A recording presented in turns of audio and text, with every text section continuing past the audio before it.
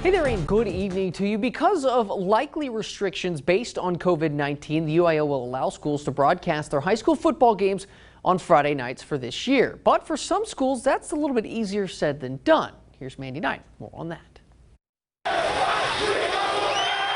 Large 6A schools like Midway that already have a student production team are one step ahead. We stream graduation live. We had a company that streamed it, but we use our cameras and our production crew, and we've got a very talented group for our production team and students that are operating our cameras. So, this might be something that we're able to facilitate in-house. Smaller 3A schools like Clifton would have to buy new camera equipment and bring in more students to shoot games. We have students that shoot our game film, but when you're talking about live streaming an event, and that's the thing that I think that gets lost in a little bit of this, is it's very different than the film we would shoot. Shooting it for television versus shooting it to break down on a Saturday, the angles, etc., are totally different. 4A schools like Waco CONNALLY, who have a broadcast journalism class, have the potential to build a strong production team. My superintendent, Mr. Holt, he's all about getting students involved in that type of stuff, and so I look for them to be willing to spend some money and do some things on that end of it to make this a deal good for everybody. Another aspect up in the air is how schools will address live stream play-by-play if they're also broadcasting on the radio. We have a very loyal